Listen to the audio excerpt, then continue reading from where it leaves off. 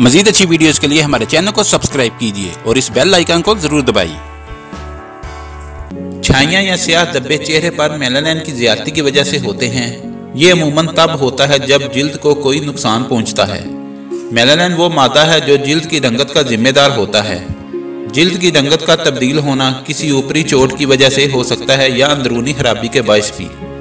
जिल्द के किसी भी हिस्से पर मेलानिन की तादाद ज्यादा हो जाती है तो इस हिस्से का रंग स्याह पड़ने लगता है। इनकी वजूहात।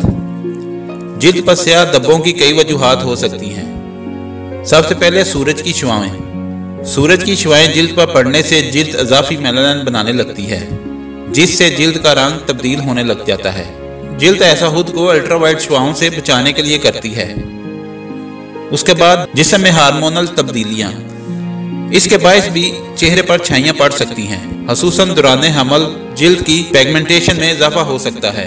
उम्र बढ़ने के साथ साथ जिल्द पर स्याह धब्बे पड़ने लगते हैं, जिसकी वजह यह होती है कि पुरानी जिल्द की जगह नई जिल्द आने का अमल सुस्त हो जाता है। जिगर की खराबी। जिगर की खराबी से जिल्द की रंगत मुतासर हो सकती है। जिगर में अगर खराबी पैदा हो जाए तो जिल्द के सेल से टैक्सस खारिज नहीं हो पाते।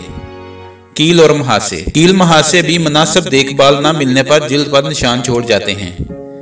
जिल्द के कैंसर। जिल्द के कैंसर में जिल्द की साहत और रंगत तब्दील हो जाती है।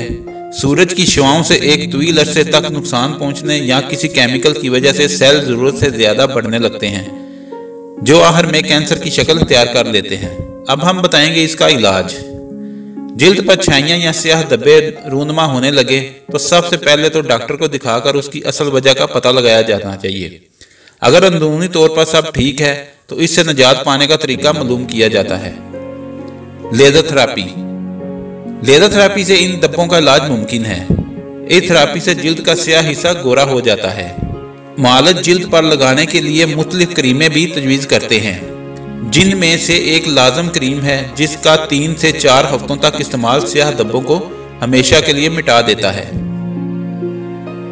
उसके बाद हम बात करेंगे घरेलू टोटके की।